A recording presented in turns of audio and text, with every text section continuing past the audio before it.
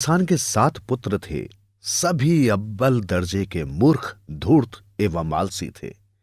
कोई भी काम करके खुश नहीं था। मेहनत करना उनकी आदत नहीं थी। सारा दिन बेकार घूमने फिरने में बिता देते थे। उनमें से एक भी स्कूल नहीं गया। सभी अनपढ़ रह गए।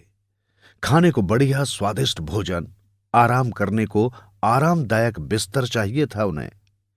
कठिन मेहनत के विचार करने भर से ही उनके हाथ पांव फूल जाते थे। उनका बाप बूढ़ा हो चुका था। वो अब चलने फिरने से लाचार हो गया था। वो अगर आलसी मूर्ख बेटों को काम करने को कहता तो वे सभी बाप को ही खरी खोटी सुनाकर खामोश कर देते। किसान अपने नालायक मूर्ख बेटों के सामने बेबस हो जाता। सभी बेटे बाप के नियंत्रण से बाहर हो चुके थे। अपने से बड़ों की नेक सलाह वे मानते नहीं थे। किसान की पत्नी मर चुकी थी। उसका बुढ़ापा बड़ी कष्टदायक स्थिति से गुजर रहा था। एक बार उसके पड़ोस में किसी किसान के घर भैंस ब्याई। उसने मानवता के नाते किसान के मूर्ख बेटों को बहुत सा दूध दिया ताकि वे खीर बनाकर खा सकें। अब दूध तो मिल गया, पर मूर्खों को खीर बनानी नहीं आती थी। सभी नालायक भाई बाप के पीछे पड़ गए कि वो खीर बनाकर दे। किसान बीमार था, फिर भी पुत्रों का मन रखने के लिए वो लड़खड़ाते हुए उठा और खीर बनाकर बेटों को दे दी। सातों के सात बेटे खीर खाने को बेताब थे। एक ने खीर चखी तो उसमें शक्कर नहीं थी। बड़े भाई ने छोटे से कहा, दुकान पर जाओ और एक आने की शक्कर ले आओ, तब तक खीर ठंडी भी हो जाएगी, जल्दी जाओ।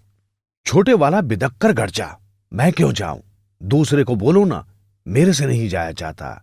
उसने कोरा जवाब दिया तो उसने भी छोटे भाई से शक्कर लाने को कहा तो वो दहाड़ उठा, मेरे से नहीं जाया जाता दुकान पर, छोटे से कहो, वो ले आएगा शक्कर, मेरे तो पैर में दर्द है। उसने स्पष्ट इनकार कर दिया। इस तरह सातों आलसी मूर्ख भाई एक दूसरे से शक्कर लाने को कहते रहे, मगर दुकान पर एक भी नहीं गया। तब उन्होंने फैसला किया कि सारे भाई खामोश होकर बैठ जाते हैं, जो पहले बोल पड़ा वही शक्कर लेकर आएगा। इस तरह सारे भाई खामोश बैठ गए। सामने भाप छोड़ती गर्मा गर्म खीर का पतीला रखा था। काफी देर तक सभी चुप बैठे रहे। उन्हें इंतजार था कि कौन गलती से बोले तो उसे शक्कर लाने को कहें, मगर सातों के सातों भाई अपनी धुन के पक्के थे, एक भी नहीं बोला। खीर ठंडी हो गई थी। रात के 2 पहर गुजरने को थे। सब एक दूसरे को देख रहे थे, किससे गलती हो और उसे दुकान पर भेजा जाए। काफी समय गुजर गया। तभी घर का दरवाजा खुला देखकर 2 आवारा कुत्ते अंदर घुस आए। धीरे धीरे सहमे सहमे वे खीर के पतीले के करीब आ गए। किसी ने भी भगाया नहीं।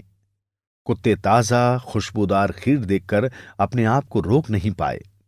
बुद्ध बने सातों भाइयों को नजर भर देखा, फिर डरते हुए मुंह खीर की पतीली में डाल दिया। इतना सब होने के बाद भी कोई भी कुछ नहीं बोला। सभी पत्थर की मूर्तियां बने रहे। कुत्तों के हौसले बढ़ गए। जल्दी जल्दी खीर खाने लगे। 2 कुत्ते तो खा ही रहे थे, 3-4 आवारा कुत्ते और आ गए। सब के सब खाए जा रहे थे। आज तो मूर्खों की वजह से कुत्तों के भाग्य खुल गए थे। भला आवारा कुत्तों को खालिस दूध की खीर कहां खाने को मिलती है। सब भाइयों के सामने उन्हीं की खीर कुत्ते खा रहे हैं, फिर भी वे खामोश हैं। कोई भी बोलने की हिम्मत नहीं कर रहा, कहीं दुकान पर शक्कर लेने न जाना पड़ जाए। उनको देखते ही देखते सारा पतीला खाली हो गया। कुत्तों का पेट भर गया। अब वे खिसकने लगे। उनमें से एक शरारती कुत्ता भी था। जाते जाते एक मूर्ख के मुंह को चाटने लगा। वो अनुमान लगाना चाहता था कि सातों भाई जिंदा हैं या पत्थर के बन गए हैं। उसने जैसे ही उसका मुंह चाटना आरंभ किया तो वो बड़ी जोर से चीखा। ऐसा करते ही सभी कुत्ते भाग गए। बड़ा मूर्ख बोला, छोटा हार गया, छोटा हार गया, अब दुकान से जाकर शक्कर लाओ। बड़े भाई का कहना छोटे ने नहीं माना। उसके सामने खीर का पतीला पड़ा था और सभी उससे शक्कर लाने को मजबूर कर रहे थे। सातों भाइयों का विवाद सुनकर उनका बूढ़ा बाप जाग गया। उसने जब सारी बात सुनी तो अपना सिर पीट लिया। बड़े मूर्ख बेटे को जोर से थप्पड़ मारा। बड़ा बेटा थप्पड़ खाते ही अपना गाल सहलाते हुए बूढ़े बाप को क्रोधित नजरों से घूरने लगा। मैंने तुम्हें थप्पड़ क्यों मारा, बात समझ में आई? बाप ने गंभीरता भरे स्वर में पूछा। मुझे क्या पता, थप्पड़ आपने मारा है, आपको पता होगा। बुरा सा मुंह बनाते हुए उसने जवाब दिया। मैंने तुम्हें थप्पड़ इसलिए मारा क्योंकि तू सब भाइयों से बड़ा है। अगर तू आलस त्याग कर स्वयं शक्कर लेने चला जाता तो छोटे भाई तेरा एहसान मानते, तेरी इज्जत करते, खीर का भरा पतीला तुम्हारे पेट में होता, तुम सारे भाई बड़े प्रेम प्यार से मजे की नींद ले रहे होते। मगर तुम्हारी मूर्खता और आलस की वजह से तुम्हारा भोजन कुत्ते खा गए।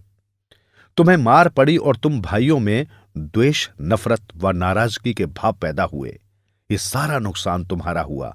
मूर्खता और आलस की वजह से। बूढ़ा पिता उसे समझाए जा रहा था। बूढ़े बाप के समझाने से सभी को अपनी अपनी गलतियों का एहसास हो गया और उन्होंने भविष्य में सुधरने का निश्चय कर लिया।